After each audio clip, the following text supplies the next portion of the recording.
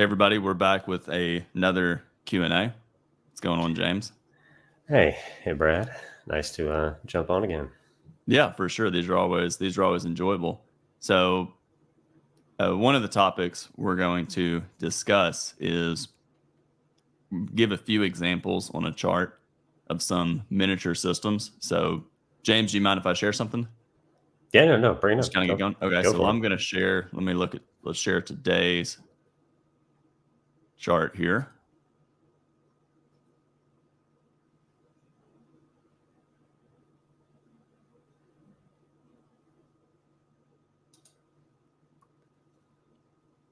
James, can you see my screen? Yes. Yeah, I gotcha. Awesome. So this is obviously today's E-mini, and we can ignore a lot of these lines. Let me just get rid of a few of them. By the way, whenever you have a strong rally, midpoint of the day, whenever you get a deep pullback, it's always a magnet. You can see we closed right around it. But the main thing I wanted to show is right here, bar 14 and 15. I've talked about it a couple times, but it's a term Ali calls it an always in flip. And what it means is the always in direction is shifting. If you listen to Al would call it something to do with a surprise breakout. And it's a strong enough move in one direction that you're going to get a second leg. So down here, you can see we gapped down below a lot of the lows, below several lows. You can see it up here, tight trading range. And we're in a tight trading range right here. So we're in breakout mode. You can argue if you're just looking at the moving average, that's typically a pretty good way to measure trends. We're below the moving average for a lot of bars. It's probably always in short, even though this is a trading range and it's not a great swing trading environment. But you see right here, bar 14 is breaking far above the moving average. That's probably strong enough to flip the market to always in long. Some traders will wait for follow through since it's an outside bar. But when you look at this bar, it's closing far above the moving average. Chances are it's going to get a second leg. Now, because it's an outside bar, some traders, I know James, you've mentioned this quite a bit, some traders will ignore outside bars if they're breakouts. Here, we have a giant follow through bar. Traders can buy this close, even though it's really extreme. If they buy and trade small, they can scale in because the probability is very high that you are going to get a second leg. Even if you get a big bear bar, traders buy, they scale in lower. Some traders get out break even, others hold for a second leg up. And I think that's one of the best breakout trades traders can start with. It's when the market breaks far above or below the moving average. Here, we're selling off. It's not clearly always in short. It's a tight channel. And one of the ways I like to view this is whenever I'm looking to sell a breakout, I want to see, especially if we're in a bull rally or bull trend, at least from the standpoint of the open, I want to see a strong breakout, one or two bars closing far below the moving average before I start selling. Just like right here, I want to see one or two strong bull bars closing far above the moving average before I start buying. And there's several, and this last thing I'll say with it, there's several other things. So if you're building a system or thinking about a system, you might think, okay, this is a trading range. I'm going to trade really small, maybe a 20% position, and then I'm going to add on 50% down. The other thing, if you listen to Ali, he's mentioned this several times. When you get climactic bars, usually they pull back before they rally.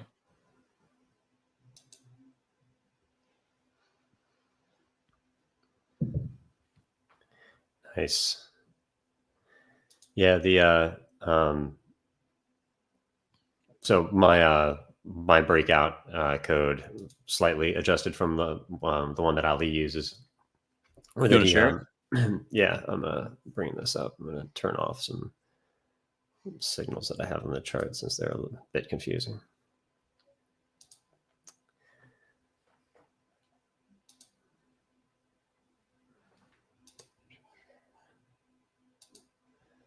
Here we are.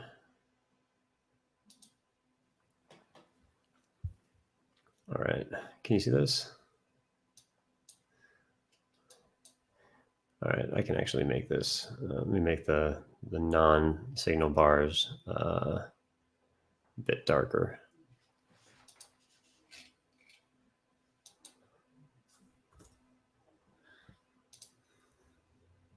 All right. So yeah, so outside bar here.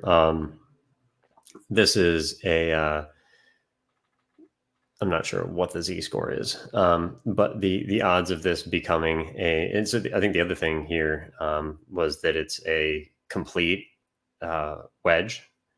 So James, if outside you don't mind bar. me asking, can you explain what a z-score is for those listening? Yeah, so a z-score is basically a statistical measurement. It's basically a standardized or normalized standard distribution. So basically, you take your standard distribution and you set a 0 point, and then you measure away from that in either negative or positive to see how far the whatever your input is deviates from that standardized normalized 0 point. So basically, if you were just looking at standard deviations, you can get some really wonky and not terribly useful numbers. But if you normalize them, then measuring away from that 0 point gives you a much more usable figure. And so, for example, I think this is. Let me see if I display it. Okay, yeah. So this is a. This is a z-score of more than 3, which is very extreme. I mean, obviously, everyone can tell it's a big bar, but typically your ranges for z-score would be between 1 and 2, 2 and 3, and between 2 and 3 is a pretty extreme So when you say it's z-score. 3, you're saying that means there's a statistical valid reason to believe that the market's going to pull back? Well, two things: that it's going to pull back, and that you're going to get trend resumption.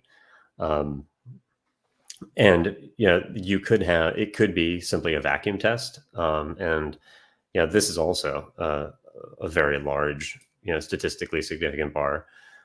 This one is also more than 3. It's 3.3 for a z-score, but rather than getting trend resumption, all it got was the retest. And this is likely because we're still in a bull regime on the daily, and this is a likely sell vacuum test of any number of different levels down here. The previous day's low, the opening range. So there's lots down here for testing. You have this breakout point, although that was already retested. So in any case, this is your two different expressions of actually the same principle. So big breakout with statistical significance. So over 3. I mean, over 1 would be statistically significant, but these are enormous breakouts. However, context and regime is better, in this case, right? This is the first full bar above the EMA. This is after many bars below the EMA. Mm-hmm. And so this is kind of also a breakout in the direction of this wedge here. So higher probability that you're going to get, climactic selling and exhaustion rather than, trend resumption. So this is, like Brad, you were saying, this is a regime, an all-in direction flip. The market typically is not going to flip back, after just changing its all-in direction. And so, or always in direction. So in this case, like you said, you're scaling in for trend resumption. In this case, it's profit taking for everyone who was able to participate in this, this move down, and then, obviously trading range into end of day, and the trend and trading range signals that I talked about the other day did a pretty good job of managing this. I mean, these are still unoptimized signals, but if you look at the chart based on whether a bar is a trend or a trading range bar, use that as your first principle. It definitely also gives you good context for understanding those breakouts, because even if you enter a trading range after a big breakout here, even if this one didn't get trend resumption, odds of retesting here, I mean, that's at least one good trade. You don't need to participate in all of this.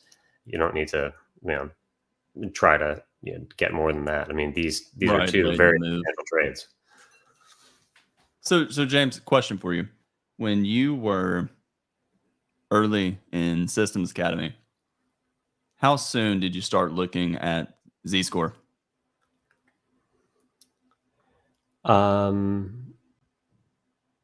It was before the end of the year, so probably maybe November-ish. So we started in September, so 3 or 4 months. Mm-hmm. And better yet, so when you were looking at bar, trying to read the screen, that's bar 15 is the big bull bar, right? Sorry, yeah. Yeah, no, you're good. When did you start deciding? Did you ever build a rule in your system? Okay, if the bar has too big of a range, you're not going to trade it, or you're going to look to buy a pullback compared to the prior bars. Yeah, I mean, I wouldn't buy the close here because when you have a z-score of greater than 3, the odds of getting a pullback are substantially higher than if it's just between 1 and 2. So I would be looking to buy at 50%. And And it's yeah. And when you have a solid bar with it's open is the high and close is the low, then odds are you're testing below that as well. So I would be buying below this bar. And that's interesting. You're very, and I agree with that. The logic makes perfect sense, but you're very confident in that answer. And obviously you spend a lot of time testing that premise. Well, I mean, yeah, I spent a lot of time with Z scores, and actually most of it was because when I was discussing them and talking through it with Ali, I was getting different figures. So he was, and I've talked to a number of people about using Z-score as well. And one of the other gentlemen from our class, Abdul, who had some really inspiring ways of using them, we spoke a lot about them as well. And it was funny because both he and I were developing our Z-score algorithms, and talking with Ali about it, and Ali was sharing his Z-score output, not his code, because he wanted us to figure it out for ourselves. And so we did, but our numbers kept coming out wrong, like they're totally different. And it was because he was using a different input. So his system had the ability to use different inputs to calculate the Z-score. And we were using different inputs. And so as soon as we recalibrated, Abdul and I had been working from the proper math, but just using different inputs. So he was looking at body range and we were looking at full range.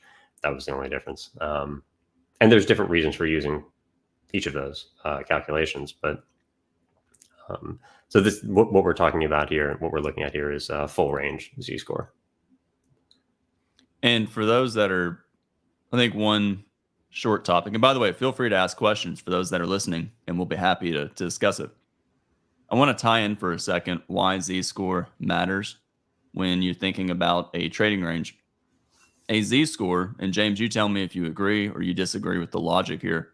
A Z-score, when I think of a Z-score or a range of a bar, I think of the climactic behavior of a move. So when you have a trend, a trading range is full of trends on smaller time frames. So a 5-minute chart, when we look at this day on a 60-minute chart, we can see that over the past 3 trading days, we've had a lot of trading range behavior, even though it's big swings on a 5-minute chart. But a trend, for it to be sustainable and last, it needs to be contained within a channel. It needs to be non-parabolic. The more parabolic a move becomes, the less traders are going to be willing to trade it. For example, I think the sell-off, James, you pointed out, is at bar 43. Can you highlight the big bear bar for everybody? Yeah.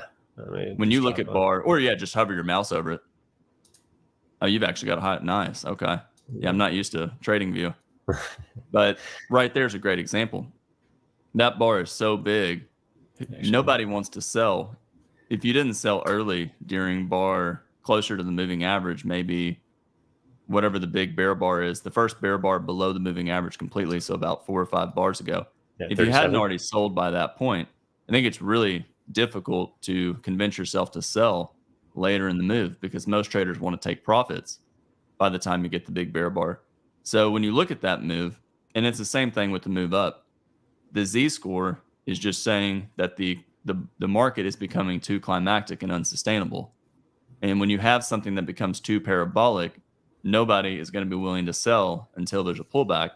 And then by the time in a trading range, by the time you get the pullback, it's often too extreme where you get a second leg. The other thing, and that's really common, and I would assume this happens a lot with Z-scores, is I believe, I forget how many bars down, the bull bar, what is it, bar 40? Is that the bull bar closing on its high? Yeah. How many bars in the micro channel? Bars 28. I think was it 28 to 40? Am I reading those numbers right? It was 28 to 40. Yeah, so we got 12 bars. How many bars is that? That's a good number. 12. That's 12 bars. 12 bar micro channels, as everybody knows, if you've listened to Al or you've looked at the market long enough, that's pretty extreme behavior. And whenever you get a Z-score, if you get a big Z-score, I'm sure by the late in a move after a 12 bar micro channel, there's no way you're going to want to sell. You might sell a pullback for a quick scalp, but you're not going to be establishing a short position. So James, I got to, my question with this really is, when you look at, can we search any day on, can we look at Z-scores on any day? If I give you a day, can you type it in and look at the Z-score? Yeah. So I've started using TradeStation for this specific reason. The biggest limitation to TradingView is that it has a 20,000 bar history for any time frame you're on. Understandable. So I can go back 20,000 bars. So we got some history, but not. If I give you a day like April 18th of 22, let me just make sure that's the right day, because I would love to see this from this standpoint. So can we go to?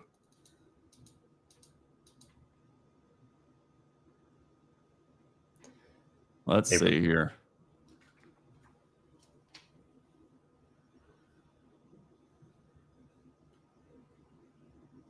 I think I've made.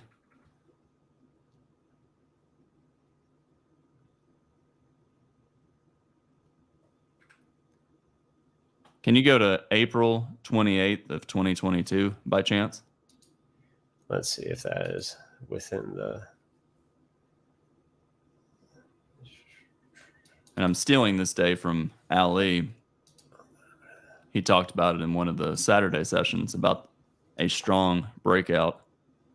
That looks like, that's recent. That reset. Sorry.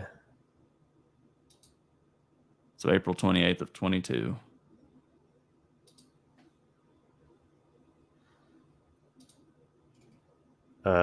So no. That's okay. November 22nd is the. So let's do this. I'm going to share. That is not a problem. I'm going to share my screen real quick. And I'm sure we can, I just want to get your opinion on hypothetically what you think the what the Z-score range would be if we just had to guess. It's on this breakout. So I'm going to share my screen in just a second.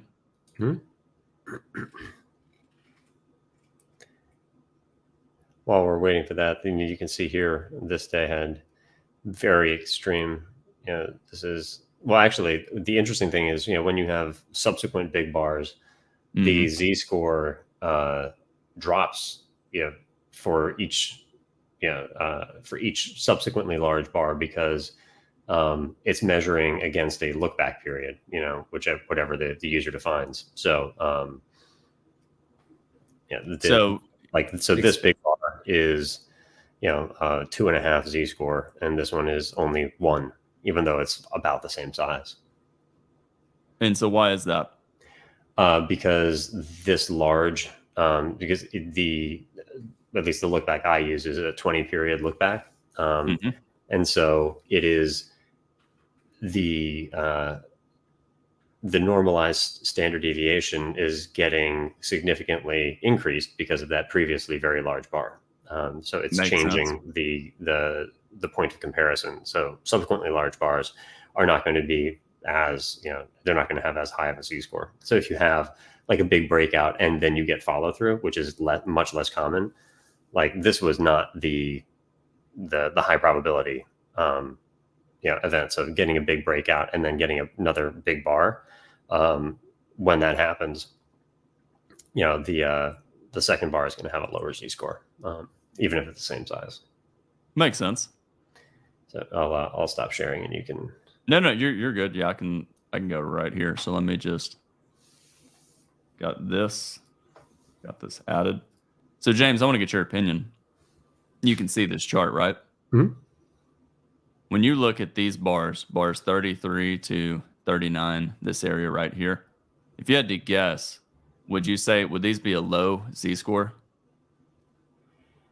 I think I know why you're sharing this chart. Why is that? This was one of the examples where the z-score for the body range was high, I believe, and it's in the middle. No, and maybe. I think because it's so like if you look, so none of those would be large. I don't believe for the full range. Mm-hmm. But one of the things that I found really interesting is when you have a lot of small bars, especially with a lot of wicks, and then you get subsequently small bars, but strong, like full bars, like we see here. Those will actually if you're looking at the z-score of the body rather than the z-score of the full range, those will generate tradable z-score signals. Makes sense. And so when you have a tradable, so in this example, based on the systems you've built with z-score, what would your system tell you to do here as far as when you're saying tradable z-score signals? Well, so you have, is that bar 33 is the bull breakout? Bar 33 is right here. Okay. Yeah. The second bar after that, I mean, I'm not sure what if you were using a strict z-score system, probably one of those two bars would end up becoming a z-score bar. And the one caveat so if it's 1 to 2 standard deviations or 1 to 2 normalized standard deviations, then those are can be buy the close or sell the close signals, versus those that are between 2 and 3 and 3 and 4, which are typically still going to get some trend resumption, but will have a pullback first. So in this case, could this bar right here be an example where it's possibly too big of a bar, so it may get a pullback and then trend resumption? Bar 45. It could be. It's honestly a bit hard to call the z-score on. One of the reasons why I like actually calculating it is because visually it can be difficult to identify those thresholds. But when you have a statistically significant large bar at the end of a move, it's typically going to not going to reverse, but at least go sideways. Similar to like if you had a micro wedge, or sorry, a micro gap at the end of a move, you'd also probably look for some sideways trading range behavior. Certainly. And we actually had a day where, and before I go there, I know we talked about breakouts in one of the prior sessions, and one of the reasons why breakouts and leg counting is so important is here it's reasonable to say this is a tight trading range or a contracting range. We sold off, rallied, and the range got small. So when you start seeing breakout bars closing above everything, it's reasonable to assume. And James, I'm getting on the topic real quick. I don't mean to shift real quick about the market when the leg count gets reset. And it's reasonable. Would you agree that somewhere between 34, 35, that we're getting some reset of the leg count? Yeah, I mean, so it's easier to do leg count resets manually, like as the human trader. The way that I determined it algorithmically in my leg counting codes was to measure the distance of the the current leg measured from previous spike break to the previous swing point, and as soon as the current leg is more than 50% above the previous swing high, more than 50% of the current leg is more than 50% above the previous swing high, then it qualifies as a potential leg count reset. And so basically the idea is that the breakout is large enough to no longer include that leg in whatever previous price structure the market had created. And in this case, you're getting some expansion of volatility, but more or less trading range early in the day, and then return to contraction of volatility, and then expansion of volatility. And so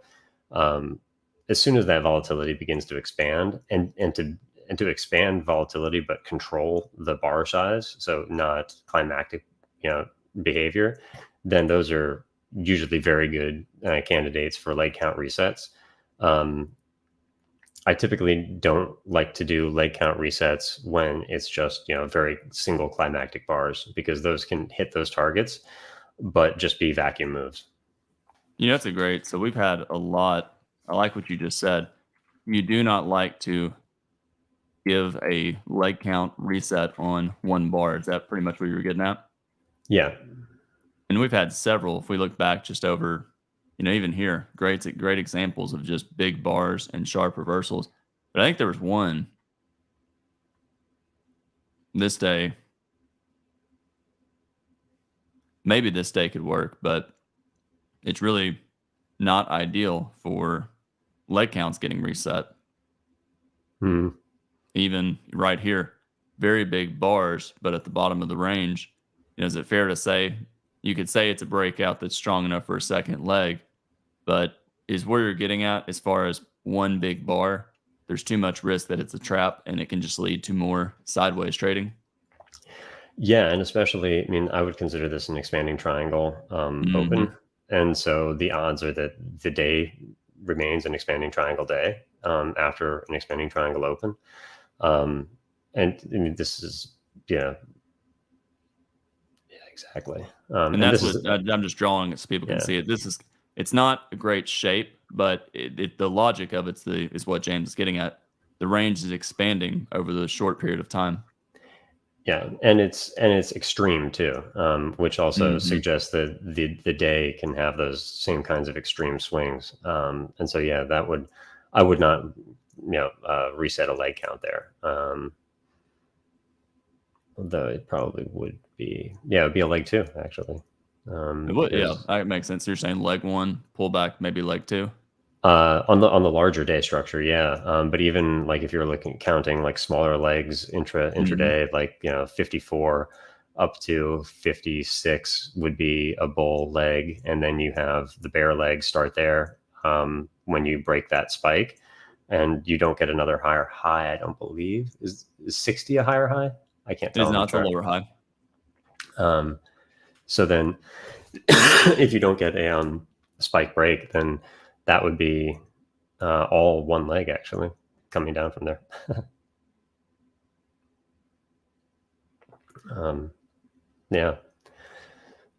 But I think that to your point, the thinking about breakouts as really the starting point for everything, and this is something that Ali focuses on when students ask about where to begin and where to spend their time, and he provides a lot more materials as the session moves on. So whether it's the breakout code to identify the different varieties of breakout bars, or white papers discussing them in greater depth, and giving students ideas about research they can do on their own. Certainly. All of those things are great. But prior to giving students any of that, his gentle suggestion is that, we just start thinking about breakouts, because, and this is actually something when we started in PTM, the Pro Trader mentoring, what was it? The summer before SA2 started. July 22. I think the first session, they said, everything starts from breakouts. So that's where we're starting. It's like, great. And that's where SA2 starts. And if the market cycle starts with the breakout, then I think that when folks think about their system design, it's the most logical place to begin, because I think if you don't start there, then you can kind of get caught up or lost or lead yourself astray. It's very easy to lead yourself astray when you're developing systems because there's so many different things you could do. But focusing just on breakouts and a reasonable way to trade breakouts consistently gives you so much cover that after that, the other systems are much easier to develop because you're just basically covering the other parts of the market cycle. That was interesting. So you remember when Ali, he asked us a question, why is this significant? And it took us like a week to figure it out, but it had to do with the breakout. Right. And he was saying, what is this bar? And finally everyone figured out it's a breakout. But if you go back to one of Al's books, I think it's in all three of them, it's in the introduction part. But he says the single most important question a trader, and I'm going to kind of summarize this, but the single most important thing a trader can understand is, will the breakout succeed or fail? And I thought it was really interesting. Ali, he used his indicator, the paint bar that everybody has pretty much with Systems Academy or PTM. And he was showing just how many bars are actually inside bars that are non-breakouts. And when you think about the market, there's 81 bars in a chart. How many bars are actually not breaking out of anything? And if I'm just guessing on an average, it's probably less than 10, maybe 9. Yeah, but I mean that sounds reasonable. Yeah, but to your point, that means that there's 81 bars minus 10. There's 71 bars on a chart that are breaking out of something. And therefore, to your point, breakouts have to be the single most important thing to understand. And what you just said is really interesting. If you don't understand breakouts, how will you ever understand the market cycle? How will you understand a trading range? So if you don't know what a strong breakout is, how are you going to know what a weak breakout is? But as you said, if you can figure out what a strong breakout is and build a system on that, you automatically know how to trade a trading range. Exactly. Because you can just don't buy the close of it. It's like what you said about the Z-score on that bar 15 today. Don't buy the close, buy a 50% pullback. You're just using your capital or your position size more efficiently than just buying the close. And in trading ranges, that's exactly what traders do. They don't buy the close, they enter the pullback. And actually, one of the hardest things for me with all of the systems I've developed, it was actually, and where doing the market replay in NinjaTrader helped me a lot, because I was so accustomed to entering on stops and waiting to enter on limits, and being okay with missing trades. Being okay with missing trades was one of the more uncomfortable things that I've had to get used to. And so why is that? That's a very interesting topic. Because for me, if I see a trade that I basically, if my system suggests that the trade will perform according to the criteria that I've researched and the signals are being generated from, and my limit orders don't get filled, then the biggest hurdle was overcoming the disappointment of not being able to participate. But that was quickly dashed, or not quickly. It was reasonably dashed by something that Ali shared when I mentioned that to him. He shared that clip from James Bond. Oh, yeah. What is it? M? Is that her name? Yeah. Yeah, I think it's is it? Oh gosh, what is the disappointment is unprofessional. I was just like, okay, well, there we go. Yeah, I'll think of the name of the James Bond, which one that is. It was in Skyfall. Skyfall, that's right. Yeah. Skyfall. Yeah. That's that. Yeah. You're exactly right. It's unprofessional. Yeah. So just letting it go. And so now I actually miss probably 3 or 4 trades a day that my limit orders don't get filled. And whatever. That's all right. I just gently channel my inner M and let it go. So that's interesting because one of the topics that we should discuss for a second, based on what you just mentioned, is kind of goal setting. Is part of the reason why you were quickly, and again, the reason we brought this up is being okay with letting trades go. I think that's naturally a very psychologically challenging thing to for most people, just to be okay with watching trades go by and not doing anything. Do you think part of that reason is because through your testing and through your discovery of the system you're building, you understand what the parameters? So if you trade every day, here's how many signals on average you should see in a day.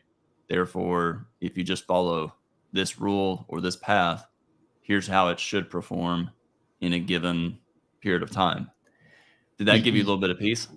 Absolutely. I mean, it's that, and it's because the systems that I've developed and that I prefer to trade are high probability scalping systems, and so they generate enough signals that if I miss three, it really has very little effect on the performance of the system. And chasing signals, makes also actually ended up realizing that it makes me feel equally kind of icky because it does feel unprofessional when you do it, or like the way I was doing it felt Feels kind of unprofessional sloppy, too. yeah. Yeah. Yeah. So it's nice to be able to let them go and be okay with it. And I would imagine most of those trades, the goal of that system is to roughly have the same number of, in terms of profit, it needs try to make it about the same. So if you're going for 4 point scalps, depending on the range, 3 point scalps, is it roughly about the same amount of profit on each trade? Yeah. I mean, it's roughly 1 hour a trade. So what's Yeah. the reason I mentioned that, James said something really important about high probability trades and scalpers. If you're trying to take, a decent amount of trades and have high probability, one of the things they focus on is variance. So how much variation from their average trade are they taking? So if you look at your average number of trades, what you don't want is you have 10 trades where you make a point, lose a point, you make 10 points, lose 20 points, and then on the final, ninth trade, you made 60 points and pick a time frame. But the point is, you don't want to have one trade. If you took away that one trade, you would be completely unprofitable for that period of time. That is a damage. That's an issue with the system.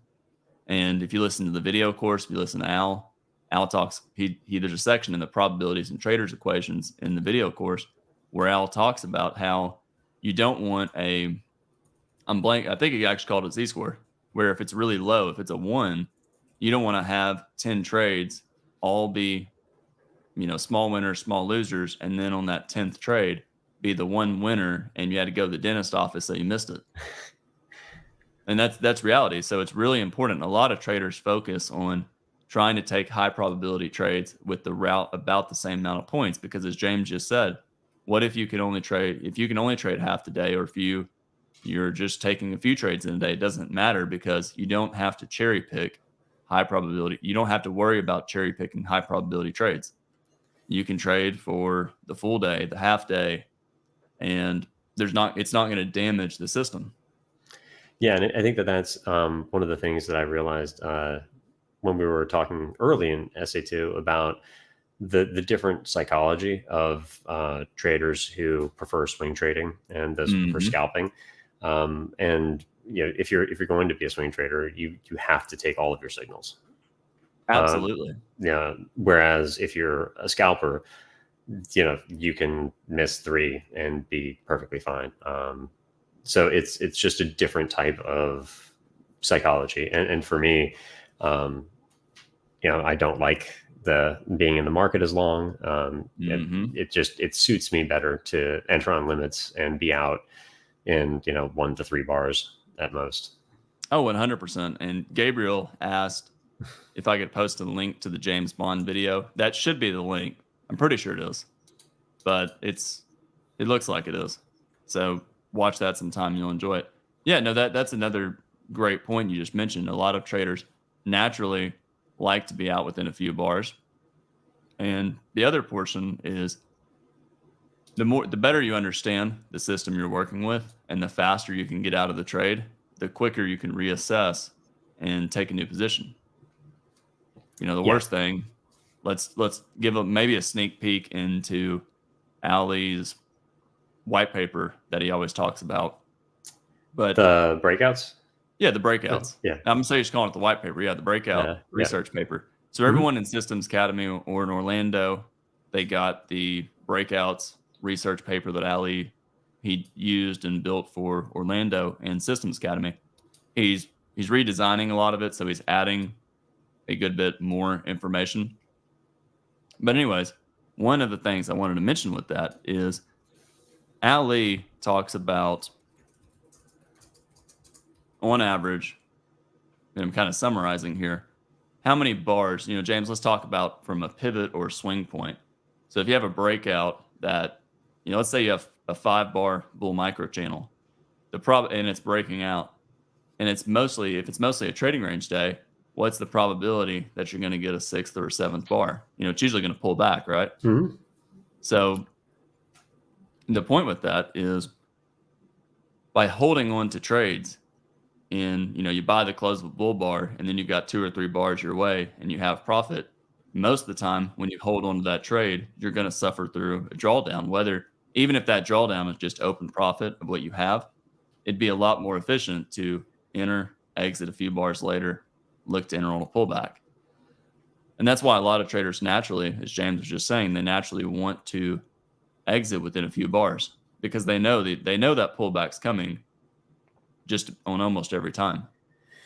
Yeah, and it's interesting and probably worthwhile mentioning one of the reasons why you get those pullbacks, especially when you have big bars, is because all of your traders who are trading for those expected, the low variance systems, who want the 1R and who don't want the risk of having, trades accounting for significantly more and needing to balance out their trading. So they will be taking profits during some profits during, and certainly all profits when that big bar closes.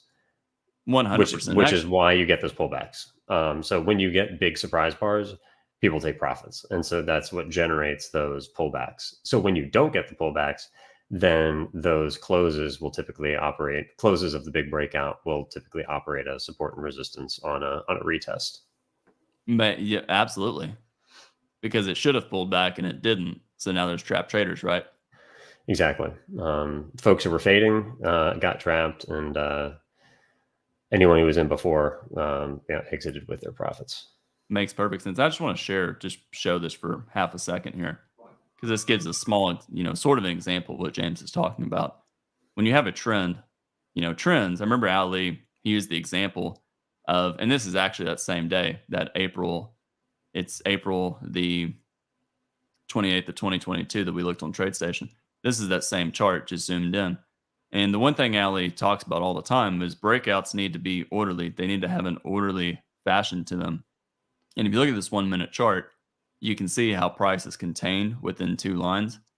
But then when you look right here, it's kind of like, James is talking about that example of everybody's holding a position and people become impatient. So when they're holding on to a trade and all of a sudden they get this, as Al calls it, windfall of profit in a few bars, that's multiple times the range of maybe the average bars, everybody's going to take the profits. So this is not what trend traders want to see. Trend traders will, if they do see it, everybody exits the trade.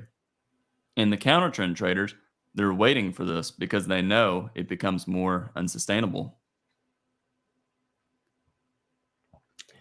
Yeah, absolutely. There we go. And again, if anyone has questions, feel free to ask them. I'm going to come back up. So James, what I wanted to kind of touch back on, goal setting. And that can be something that's very broad. It can be very, some people are very broad with it. Some people are more really in depth with it. But one of the things that traders naturally struggle with is the longer you look at charts, the longer you trade, the easier you get a little more comfortable with letting trades go or just being patient. But it's a very, very challenging thing to actually be, look at a chart and just not have a feeling of anxiety trying to figure out what to do. And what I've noticed is I mean, you're a great example of this. Those that can calm their nerves when they're looking at a chart, they've either looked at charts for a long enough period of time that they kind of understand what's going on and they understand their psychology, or they've kind of trained themselves, for lack of words, to trade a certain style or a certain setup, certain system. They understand it well enough that they're just locked in on this one or two or three ways to trade, and they're comfortable with it. And I see this all the people. I hear people mention this all the time, where they they have this. It's almost like an adrenaline rush when they're looking at this chart, and part of the reason is because they have no idea what setups they're even looking for in the first place. They're just looking at the chart with the plan of just trading it, and they're trying to think through the Al's video course on what to do. But James, how many times if you've looked at a chart and you're trading a chart, how have you ever been able to just let's take your notes of your system. Let's say you're trading the system. It's the morning tomorrow. How often have you been able to pause the market, look through your notes of your system, and decide what to do? I mean, there's no pausing the market. So yeah, so you have to know, as Al Lease, he says it all the time to everybody. The trading hours is not the time to work on tweaking your system. No, you need to have a plan. It is. It's okay if you're tweaking your system and you're not looking at the market. That's one thing, but you don't get to tweak your system in the middle of the heat of the moment. Yeah, it should be. I mean, it should be like he was talking about, recently with calibrated expectations. I mean, you should have calibrated expectations for every signal your system generates, and that's really the value of having a system, is being able to appropriately react to whatever the market does. Like, you have basically a decision tree, and if everything goes according to the way your signal or system suggests it should, then your expectation, you trade accordingly. If you get a big surprise in your favor or a small surprise in your favor, like, there are certain things you should do. If you get a big surprise against you or a small surprise against you, there are certain things that you should anticipate and know how to manage. And so basically, if you have all of those possibilities covered, then it really doesn't matter what the market does. You know what you should do, and that gives you I don't know if freedom is the right word. Maybe it is. It gives you a lot of comfort. You're. Have you ever listened to Al? It lets you trade comfortably. Yeah. Yeah. Have you ever listened to Al or Ali? Al, since we've heard Al talk a lot. You ever heard Al be? I'll give you a good example. When listening to Al and Ali at the Orlando event, when they were trading in front of everybody and they're talking, you can see when the market. I remember there was an example. They were both long. I can't remember the exact, the chart, but I remember they were long. Actually, if we have a second, I can just show it right here, because it'd be an actual very interesting example of calibrated expectation. While you're pulling that up, I mean, I remember one day in the trading room, Al faded a wedge and a third leg in a wedge, and it got a breakout in the direction of the trend. Mm-hmm.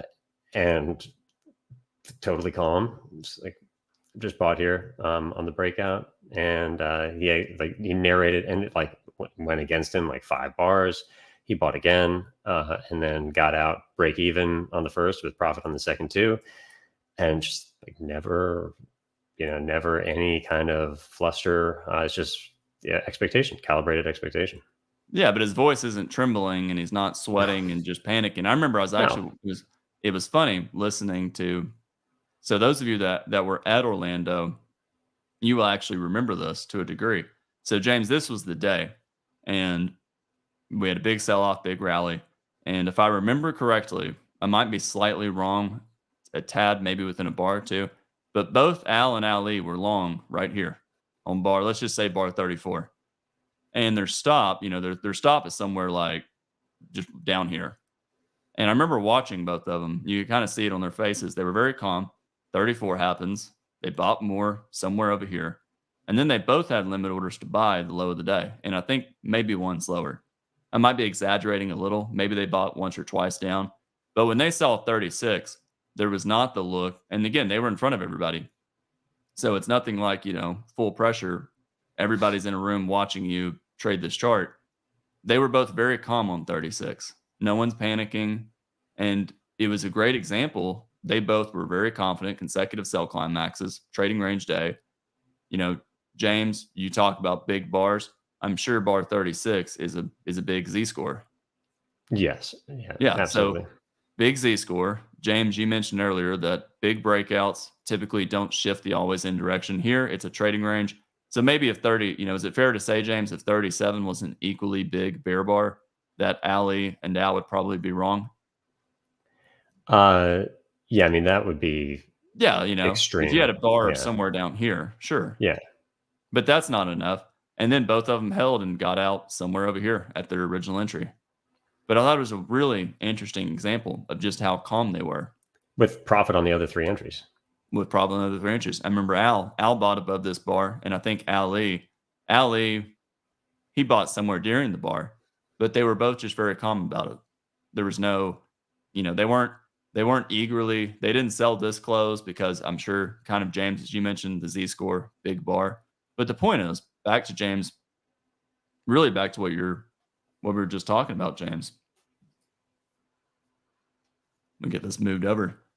Their calibrated expectation on what the market should do is what kept them in the trade. And that's the key. And, the amount of, we see this all the time. People will be watching the market, taking trades, and they have literally no idea what their expectation of the market is. And that's a very dangerous way to trade. There's almost you shouldn't even trade that way. And, they're just, and that's why a lot of traders, everyone's had the feeling of fear or panic, and some sort of kind of anxiety when you're in a trade. And the reason is you don't have a strong enough expectation on what the market should do. So if you just even go back to this chart, if I'm going to share this for one last time, if you sold the high of this bar thinking bear breakout on bar 6, James, you know this, bear breakout. If you sold the high of this bar hoping for a second leg, bar 7 is not the bar you should, you're not hoping for bar 7. And if you're aware of that, it's reasonable to just reverse your position. Yeah, and there are a number of reasons on that chart why you wouldn't want to sell above that bar. Of course. But I think that the larger principle here of the calibrated expectation is really key, because it also takes, and this is we mentioned it before in Ali's How to Become a Professional Price Action Trader article. He talks about intentional practice, and if anyone here is familiar with the Brooks Encyclopedia, why do we have all of the failed and successful patterns of both bull and bear patterns? Right. It's because you have to be able to calibrate expectations for all of those possibilities. And it's the same thing when you study a system, when you study a setup and develop a system around it. You need to look at arguably between 400 and 800 charts, to really internalize all of the nuances of that system in order to have properly calibrated expectations. So it takes a lot of time, but once you do, then you can trade with that kind of ease, because it doesn't really matter at that point what the market does. Oh, absolutely. And one thing James mentioned is you need to look at, hundreds of charts. That does not mean looking at hundreds of charts is not just, okay, I'm going to open TradeStation and just go back on 100 days and understand it. That is, Ali, if you ask Ali, looking at a chart, just staring at it is a waste of time. He's a very big proponent, and you have to be looking at something. If you're doing market replay, you've got to be trading market replay for a specific reason that you're trying to accomplish. It's not just, I'm just going to replay this day and retrade it for fun. And when you're looking back at charts, you have to have an actual reason. Okay, I'm studying this breakout and follow through when if James is looking at Z-score, when the z-score is in this range or it's a wedge bottom. There's got to be an exact reason. I had posted, here's the links to the white paper. You can go ahead and click on that. And that's the white paper. That's not the white paper. That's the article Ali wrote in January of 2022. And there's some great, great little nuances about Ali's viewpoint on everything that traders have to go through and kind of that spiral of learning, which, James, I'm sure you're really familiar with, given your background. Yeah, I mean that spiral of learning and whether it's mentorship or self-directed learning, I mean, and that self-reinforcing, those positive feedback loops are incredibly powerful. So once you've really studied 400 or 500 charts, the nuances really become much more significant, and that's where you can see significant improvements in the way that you actually trade, enter and manage positions, because 100%. It's all those nuances that really define the greater edge of a system. A system can have, or it has to have, an edge, which is like Al says, it's just a mathematical expectation. Right. Exactly. It's just math. But you can improve that edge significantly by optimizing once you better understand the nuances. And they are, some of those nuances are very, very fine, and take a lot of time and study to internalize and then practice to trade, because you have to develop muscle memory to actually execute on those nuances. So that's where replay comes in after doing all the study. So it's quite and this is why SA2 is a year-long program. So it's a substantial amount of work. So could that be why Al says beginners should focus on 1 to 3 setups? Absolutely. Because of what you just said, all the nuances that go into price action as a whole, if you can figure out 1 or 3 setups much faster than let's just trade 40 different ways and see how it goes. Exactly. And someone asked, I want to comment on this question here from Jay Haas. And in order to do that, I want to share a chart, an example here. So let me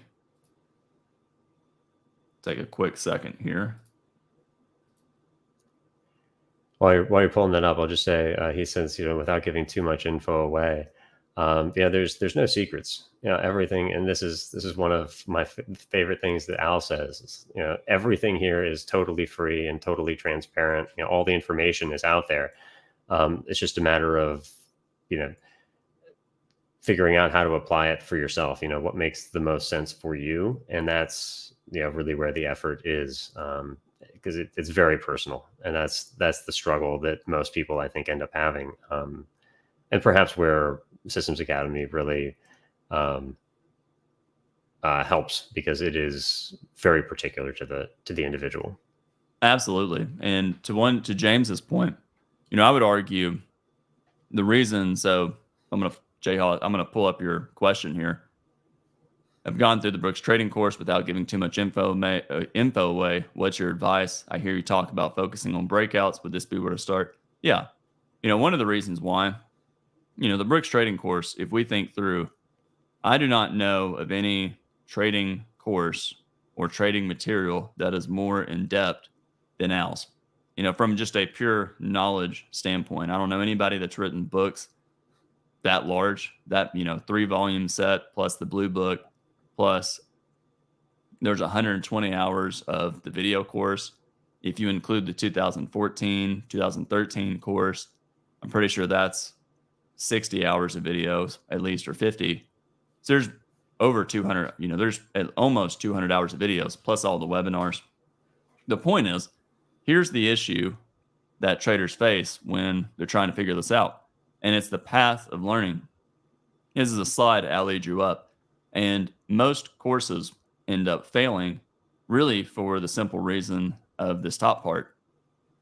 You can have the greatest material, and James, you've been a teacher or an educator in the past, and I'm sure you can explain, you could touch on this. you can explain something in the best way. You can hold someone's hand through life. You can try to give them as much help as possible. But at the end of the day, it's up to them, right? Yeah. And the reason I bring that up is you can have the Brooks trading course, you can study it as much as you want, but it's still up to the individual to be able to structure their time in the right way, to practice what they're learning, and also how you're going to build, if you're going to build a trading environment or a trading system, how are you going to build it? What are you going to do? There's no one there to help you learn that. And that's the difference with Systems Academy.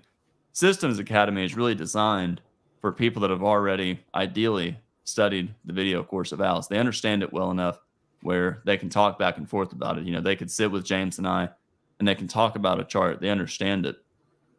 The difference with Systems Academy is everything we've talked about. It's this bottom portion. You're going to understand what a system is. You're going to research the system you're building. And that's going to take, it's a year-long process. And the key is really the bottom part, working under supervision. So it's actually getting feedback and help. But if you're back to your question, Jay Haas, how do you progress if you're studying the Brooks trading course, what do you do to really progress? What I would tell you is you have to figure out a way to build a system. You've got to either do that yourself. We're here to help. But at the end of the day, the fastest way to figure things out is to build a system. I would start breakouts is a good idea. Breakouts, ideally, here's a good system that everyone can think about. Figure out how to define leg one. So go through the market cycle, figure out how to define that. Look for breakouts, define what a breakout is, and trade the second leg. If you can accomplish that, you will find high probability trades. And as James has heard 1,000 times from Ali, just don't trade the third leg. If you can focus on trading the first and second leg, be careful about trading the second leg and just don't trade the third leg, you're going to solve a lot of issues. And there's other pieces to that, but the more you can define of what you're doing, you can figure out your stop placement, what's your target.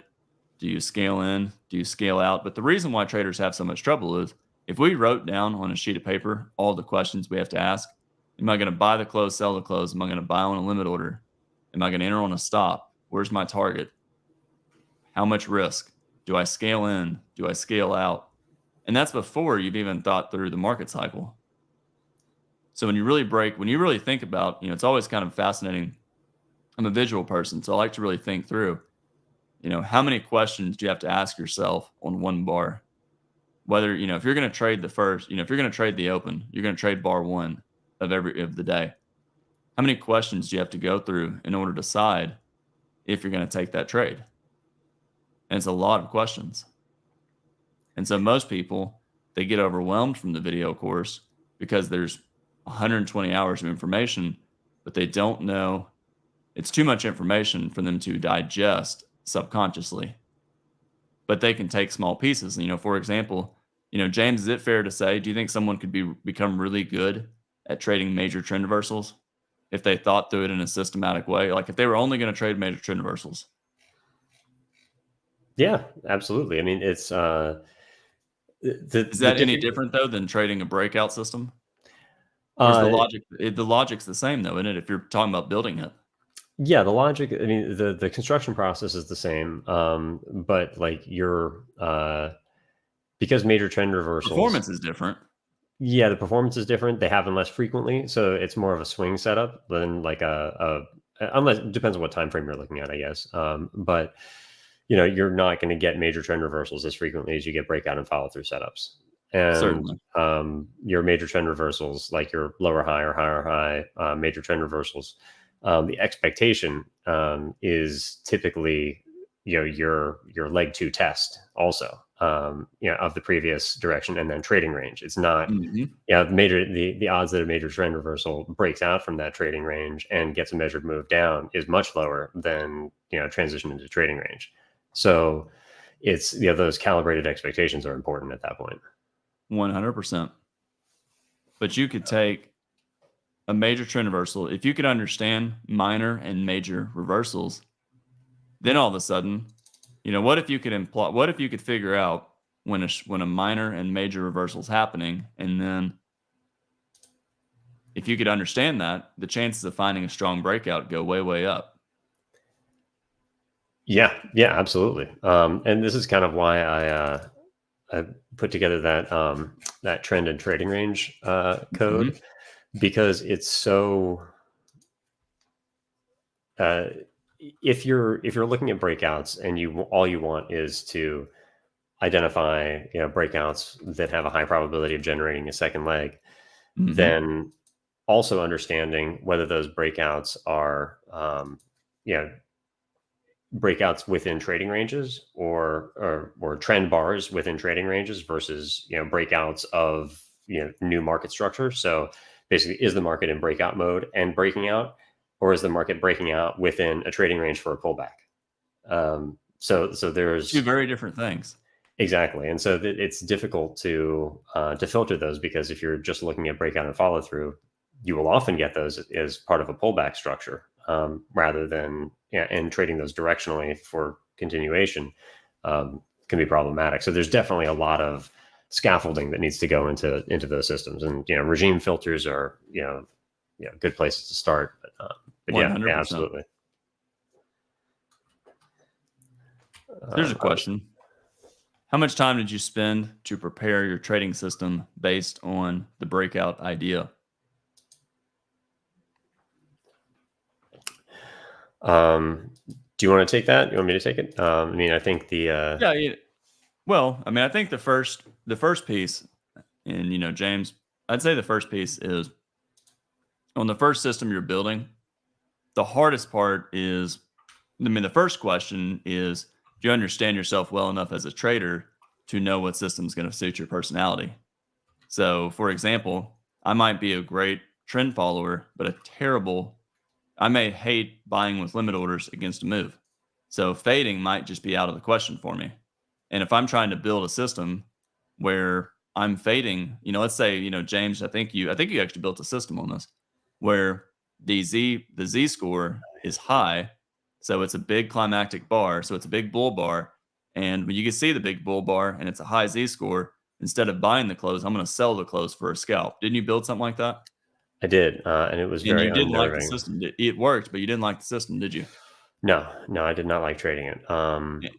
And yeah, it was not a fun system to trade at all. So the sooner you can figure out, okay, I know I want to trade, for me, I knew I wanted to trade breakouts at least in the first leg. So kind of an always in flip. And that's just something I've looked at a lot of always in from the stand. For those of you that study Al, I've looked at a lot of just always in examples. And I knew that, okay, breakouts in the first leg, high probability of a second. So that's got to be the starting point.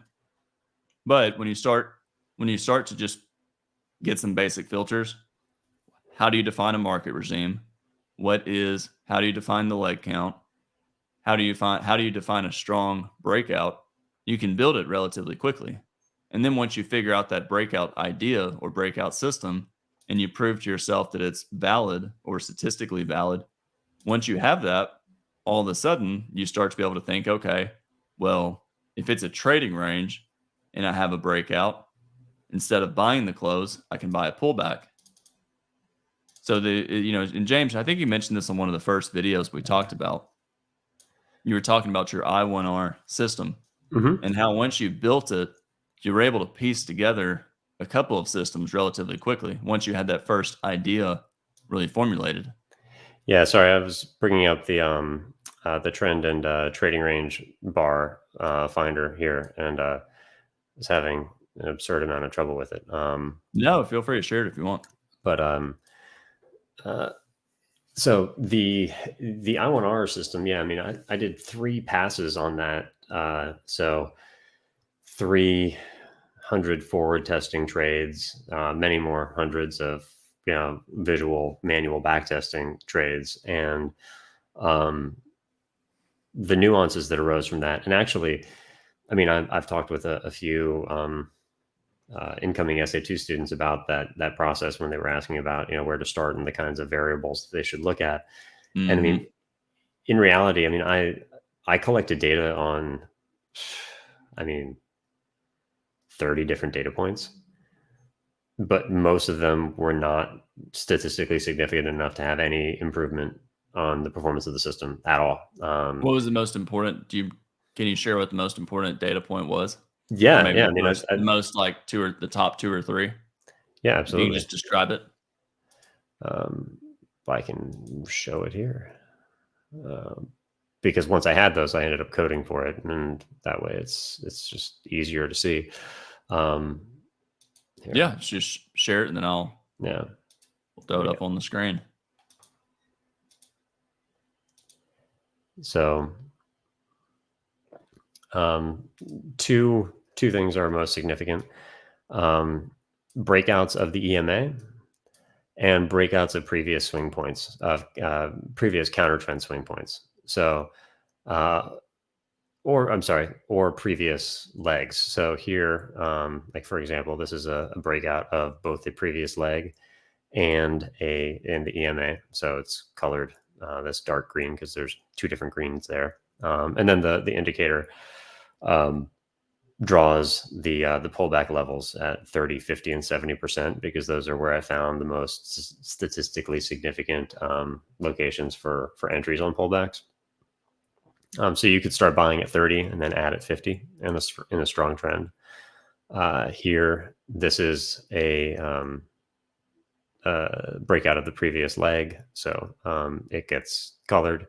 This is a breakout of the previous leg, and then this bar is part of the I1R and it breaks out from the EMA. So this is meets both of those criteria. This one is just a breakout from the previous leg, but both this and this are leg threes. So and this is obviously climactic as well. And so and this is part of my research, these are not trades for continuation. I mean, yes, you could have sold this 50% pullback and gotten out close to the low. But that's not as like here, you couldn't do that. If you bought this 50%, you're not getting out break even or anywhere near the highs. Yeah, So you're definitely in trouble. it's just not worth it. And this is again a good exercise in letting trades go. When you get those in leg three, just don't trade them for continuation, unless you get a breakout in the direction of the trend and you get the acceleration of the trend. And in that case, you can enter on a pullback at that point. But here's another good example of I1R in leg three. Here's another I1R in a leg three, climactic leg. And here's what's interesting. This is an I1R, but it gets a 70% pullback. This is an early signal that you're going to have a trading range for a while. Because if a strong breakout leg gets a 70% pullback, then you still have, I think, over 60, almost 70% chance of getting out break even if you buy the 50%, buy 70%, and then scale out. However, this then sets up trading range behavior because a 70% pullback is not a trend channel. It makes perfect sense. Disappointed bulls. Exactly.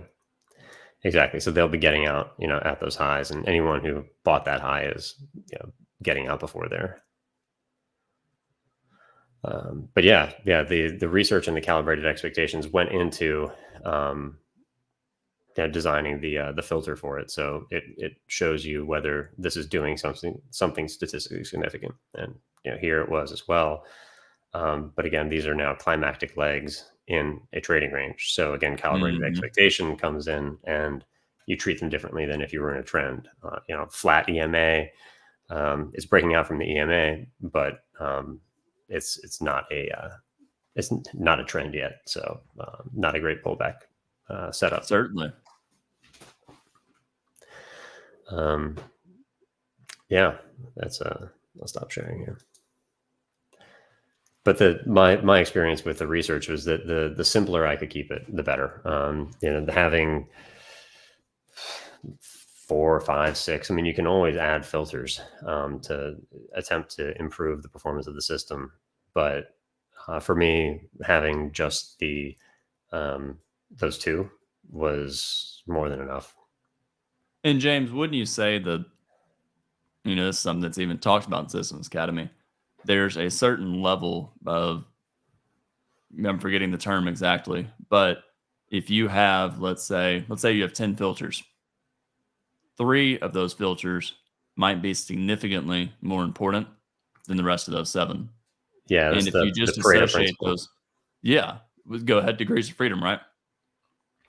The Pareto principle is Yeah, the thank you. Yeah, yeah, I'm yeah, I'm, I'm blanking on it's late. Yeah, yeah, exactly. And you can code for a lot of different filters.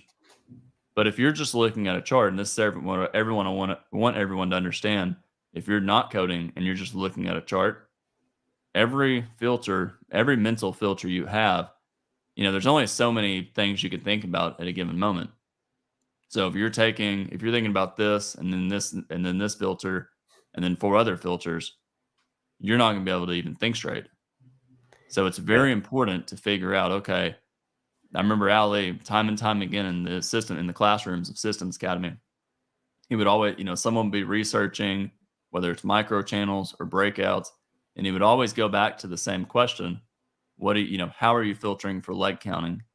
And I think he just flat out told everybody at one point. He said that if you can stop taking the third leg and take the first leg, whatever system you're building that has to do with breakouts is probably going to improve by 20 or 30%. Just simply taking the first leg. So Yeah. learning to filter, keeping things really simple is far more, understanding what leg you're in is far more important than, do I buy the close? Do I buy a 10% pullback or 5, whatever percent pullback? Because that will give you so much information. Or, if it's, I always think back to the micro channel. Ali has that micro channel strategy where it's a 3-bar micro channel, and then you have those 10 filters or guidelines, 10 and plus each 2. 10 plus 2. Thank you. Yeah, yeah. And Even more. but can you really think through all 10 of those if you're just looking at a chart? No way. No. No way. But you can think through at least maybe 2 or 3 of them. And Yeah, that can get you exactly. pretty close. That can get you pretty close. So when you think about a systematic trader, you think of someone like Ali or you who's programmed something to, everything that they're doing. And you think of someone like Al who is just using their eyes looking at a chart. You might, someone like Ali or you might have a very specific answer for what the probability is for this exact setup. Al is going to look at it and say, okay, well, this is close enough. So it might be, is it 60%? Is it 65%? Who cares? It's going to have a second leg. And the reason for that is when you're just looking at a chart, you have to have some flexibility. You can't be as precise as you could be with an algorithm, but you can still get to the same answer. And that's what I thought was fascinating. Even just watching 2 traders, Al and Ali, trade in Orlando, they had the entry points were a little bit different, but they were in the same direction. That's fascinating. Yeah. Mm-hmm. That certainly is. So it's getting kind of late for us. What if anybody, maybe James, we can give 20 or 30 seconds and just see if anyone has any final questions. Otherwise, Yeah, we'll it might wrap it up. actually. Or James, if you want to say anything. Well, if someone does have a final question, it might be actually a good starting point for the next session. Yeah, that's so. Let's see if there's any. That's a great point, James. So I think we talked about doing a session, maybe a short session tomorrow. Yeah, we were talking about doing one tomorrow where we just pick one thing, one of the price action setups during the day, and just quickly go through how we managed it, and call it a night. Yeah, don't have the time for Yeah, you got to make it a little a shorter long one. tomorrow. Yeah. Yeah, so maybe, here's an example. Here's one question about back testing second entries. Maybe we'll talk some about this on tomorrow. And Yeah. let's see. Go ahead. Yeah, no, I mean, I think that'll be a good one because, we can take an example of a second entry from when you say second entries, you mean pullbacks for continuation for trend resumption, I assume? I would assume that's what they're talking Yeah. about. Okay. Um, my experience, just real quick, with going for 2R, most of my I1R data suggests that getting 2R is very low probability.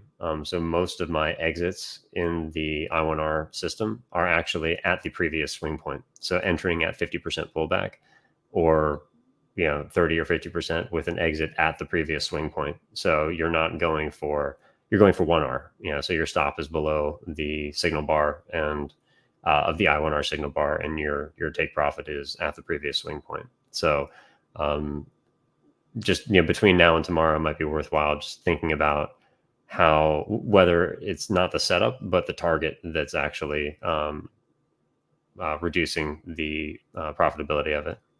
Very, very well stated. So, one thing James is saying is a lot of stop entries, when they trigger, they don't immediately go in that direction. They often pull back. So, instead of buying above the bull bar, let's just assume bull bar for a stop entry, you can buy on a limit order and get a better entry, maybe 50% of the bar, which then it's a lot easier to get 1 times your risk or 2 times your risk. Yeah, Here's a couple of more. Yeah, and then Jay Hodge, you asked where you put your initial stop, what is your risk reward, and how you manage that, please, if you could tomorrow.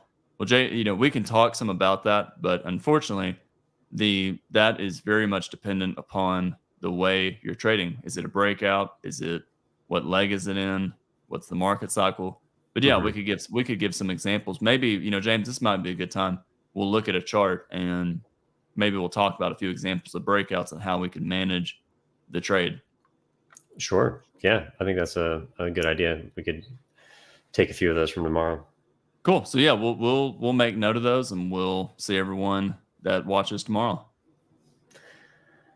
Awesome. Have a good night, everyone. Thanks. Have a good night.